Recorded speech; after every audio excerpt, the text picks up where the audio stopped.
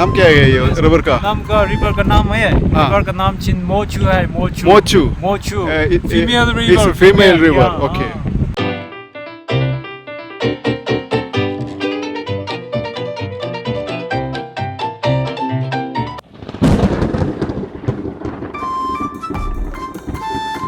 പ്രിയപ്പെട്ടവരെ, ഭൂട്ടാൻ യാത്രയുടെ ഈ എപ്പിസോഡിൽ നമുക്ക് രണ്ട് നദികളെ പരിചയപ്പെടാം. ഒന്ന് മോച്ചു, മറ്റൊന്ന് പോച്ചു. ലുനാനിയിൽ നിന്നും ഒഴുകിയെത്തുന്ന മോച്ചു എന്ന മാതൃനദിയും പോച്ചു എന്ന പിതൃനദിയും.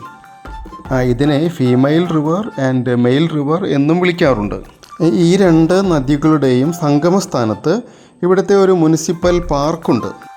രണ്ട് നദികൾ നമ്മുടെ കൺമുമ്പിൽ ഒന്നാവുകയാണോ അതോ ഒരു നദി രണ്ടായി എതിർ ദിശകളിലേക്ക് പിരിയുകയാണോ എന്ന് നമുക്ക് സംശയം തോന്നും. അത്ര സാവധാനത്തിലാണ് ആ നദികളുടെ നീരൊഴുക്കിൻ്റെ ഗതി.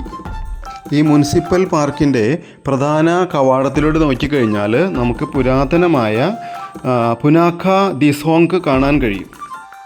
ദിസോങ് എന്ന് പറഞ്ഞു കഴിഞ്ഞാൽ കോട്ടക്കൊത്തളം, അത്രേ ഉദ്ദേശിക്കുന്നുള്ളൂ. ഇതാണ് മോച്ചുവിൻ്റെയും പോച്ചുവിൻ്റെയും സംഗമസ്ഥാനം. പുരാതനമായ പുനാഖ ദിസോങ്ങിലേക്ക് വേണമെങ്കിൽ ഈ നദി മുറിച്ച് കടന്ന് നിരത്തിലൂടെ പോകുന്നതിൻ്റെ പകുതി ദൂരം നമുക്ക് ലാഭിക്കാം. പക്ഷേ നനച്ചിരിക്കാത്ത നേരങ്ങളിൽ ഈ നദികളിൽ വെള്ളപ്പൊക്കം ഉണ്ടാകാനുള്ള സാധ്യതാ മുന്നറിയിപ്പുണ്ട്. അതുകൊണ്ട് ആരും അതിന് തുനിയാറില്ല. ഈ പുരാതന ദിസോങ്ങിൻ്റെ രണ്ട് വശങ്ങളിലൂടെയുമാണ് നദികൾ ഒഴുകുന്നത്. ഈ കോട്ടക്കൊത്തളം കുറച്ച് അടുത്ത് നമുക്ക് കാണാൻ കഴിയും ഇതിലേ പോകുമ്പോൾ. ഇന്നത്തെ ഉച്ചഭക്ഷണത്തിനായിട്ടാണ് ഞങ്ങൾ പോയിക്കൊണ്ടിരിക്കുന്നത്. ഗൈഡ് പറഞ്ഞത് ഒരു നദിയുടെ കരയിലാണ് നമുക്കിന്ന് ഉച്ചഭക്ഷണമെന്നാണ്. അത് ഈ മോച്ചു എന്ന് പറയുന്ന ഫീമെയിൽ റിവറിൻ്റെ കരയിലാണ്. നമ്മളിപ്പോൾ ഏകദേശം അവിടെ എത്തിക്കഴിഞ്ഞു. ഈ നദിയുടെ ചാരയാണ് ഞങ്ങൾക്ക് ഇന്ന് ഫുഡ് അറേഞ്ച് ചെയ്തിരിക്കുന്നത്. പുനാഖയിൽ നിന്ന് ഞങ്ങൾ ഫെർട്ടിലിറ്റി ടെമ്പിൾ കഴിഞ്ഞിട്ട് വരുന്ന സമയത്ത് ഈ നദിക്കരയിലാണ്, ഓപ്പൺ എയറിലാണ് ഇന്നത്തെ ഭക്ഷണം. बॉस, इसका नाम क्या है ये रिवर का? नाम का रिवर का नाम है, रिवर का नाम चिन मोचू है। Mochu Mochu Mochu female river, female river. Okay. പൊതുവെ ശാന്തമായി ഒഴുകുന്ന നദിയാണ് മോച്ചു. അതുകൊണ്ടാണ് അതിനെ ഫീമെയിൽ റിവർ എന്ന് അറിയപ്പെടുന്നത്.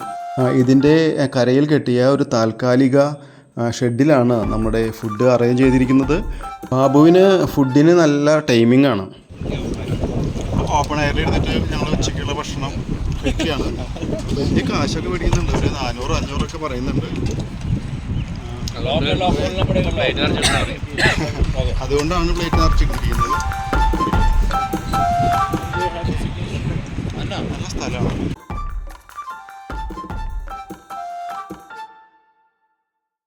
നല്ല ഭക്ഷണമൊക്കെ കഴിച്ച് ഞങ്ങൾ ഈ മോച്ചുവിൻ്റെ കരയിൽ നിന്നും മോച്ചുവിലേക്ക് ഇങ്ങനെ പതുക്കെ ഇറങ്ങി നടക്കുകയാണ്.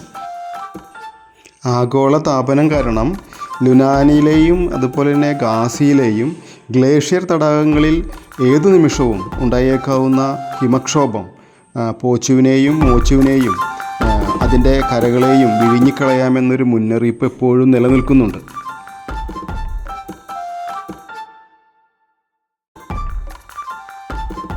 പക്ഷേ നമ്മളെ സംബന്ധിച്ചിടത്തോളം ഇവിടെ എത്തുമ്പോൾ നമുക്കുണ്ടാകുന്നത് ഒരു സിനിമാറ്റിക് വ്യൂ ആണ്.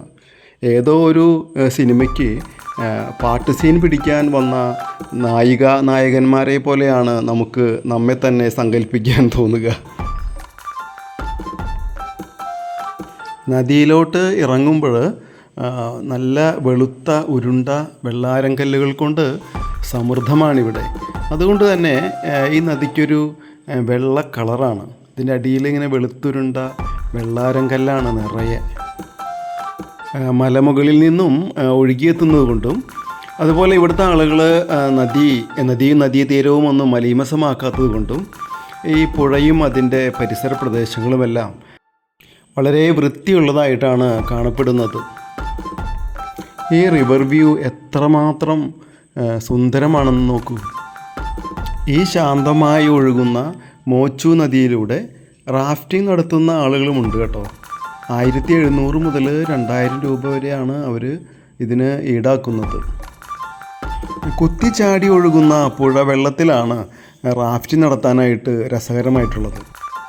കുറച്ചധികം സാഹസ്യമായൊരു യാത്രയാണ് എല്ലാവരും റാഫ്റ്റിംഗ് കൊണ്ട് ഉദ്ദേശിക്കുന്നത്.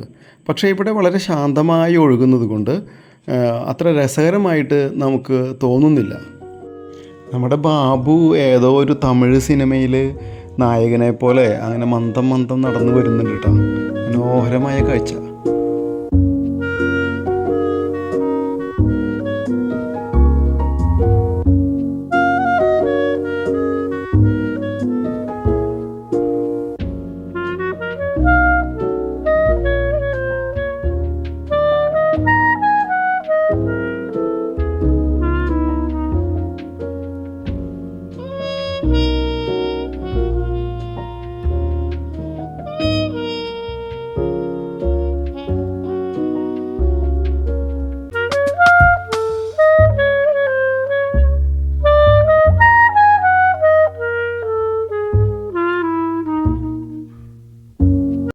ബാബു അങ്ങനെ വെറുതെ ഇങ്ങനെ കാണിച്ചാൽ മതിട്ടാ. കൈ കൊണ്ട് തട്ടി കഴിഞ്ഞാലേ മീനിങ്ങനെ വരും.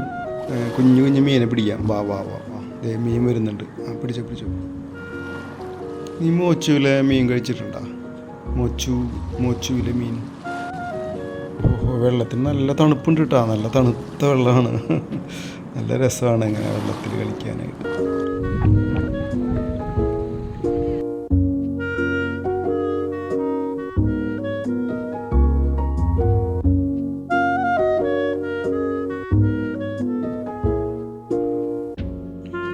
ഈ പെൺപുഴയുടെ ഒഴുക്കിനനുസരിച്ച് നീങ്ങുന്ന റാഫ്റ്റിംഗ് നടത്തുന്ന ആളുകളുണ്ട് ഇവിടെ.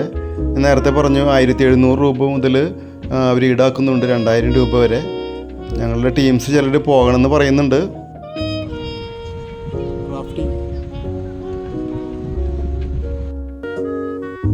നമ്മളിവിടെ ഭൂട്ടാനിൽ ടൂറിസ്റ്റുകളായിട്ട് വന്ന് ഇവിടുത്തെ പ്രകൃതി ഭംഗിയെക്കുറിച്ചും മലകളെക്കുറിച്ചും നദിയെക്കുറിച്ചൊക്കെ ഇങ്ങനെ ഒരുപാട് സംസാരിക്കുമ്പോൾ ഈ ഭൂട്ടാന് പുറത്ത് വലിയൊരു ലോകമുണ്ടെന്നും ശ്വാസം മുട്ടിക്കുന്ന ഈ മലകൾക്കിടയിലെ ഏകാന്തതയിൽ നിന്നും രക്ഷപ്പെടണമെന്നും ആഗ്രഹിക്കുന്ന ഒരു പുതിയ തലമുറ ഇവിടെ ഉണ്ട് കേട്ടോ. സെക്യുലർ വിദ്യാഭ്യാസവും ആധുനിക സൗകര്യങ്ങളും ടെലിവിഷനിലൂടെയും ഹോളിവുഡ് ബോളിവുഡ് സിനിമകളിലൂടെയും മറ്റും കടന്നെത്തുന്ന പുത്തൻ ഭ്രമങ്ങളും ഇവിടുത്തെ സംസ്കാരത്തെയും ഇവിടുത്തെ തലമുറയെയും നശിപ്പിക്കുമോ എന്ന് ഭയക്കുന്ന ഒരു കൂട്ടം ഭൂട്ടാനികളും ഇവിടെ ഉണ്ട്. ലോകത്തിലെ അവസാനത്തെ ബുദ്ധിസ്റ്റ് രാജ്യമായ ഭൂട്ടാൻ്റെ മുഴുവൻ സൗന്ദര്യവും പകർത്തിയെടുക്കാനുള്ള ശ്രമത്തിലായിരുന്നു ഞാൻ. ഇന്ന് തന്നെ 1-2 സ്ഥലങ്ങൾ കൂടി കവർ ചെയ്യാനുണ്ട്. അപ്പോൾ അതുകൊണ്ട് ഞങ്ങൾ പതുക്കെ നദിയിൽ നിന്നും കയറുകയാണ്. ഈ പുഴയുടെ തീരത്തെ എൻ്റെ കാൽപ്പാടുകൾ ഒരു വെള്ളപ്പാച്ചിലിൽ ഇല്ലാതാകും. പക്ഷേ ഈ മോച്ചുവിൻ്റെ ഭംഗി ഇതൊരിക്കലും മനസ്സിൽ നിന്ന് മായില്ല. ഈ മോച്ചു നദിക്കരയിൽ ചിലവഴിച്ച അപൂർവ നിമിഷങ്ങൾ കുറച്ചൊക്കെ ഒപ്പിയെടുത്ത് നിങ്ങൾക്ക് മുൻപിൽ അവതരിപ്പിക്കുകയാണ്.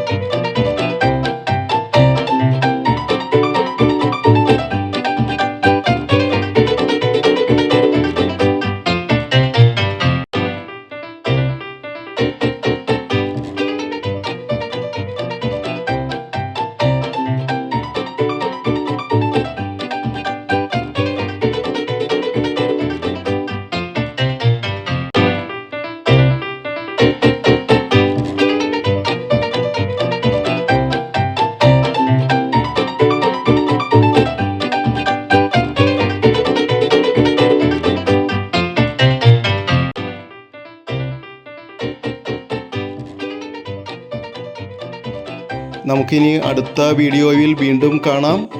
നിങ്ങളുടെ ജോബ്സ് ട്രാവൽ വ്ളോഗ്. എല്ലാവർക്കും നന്ദി, നമസ്കാരം.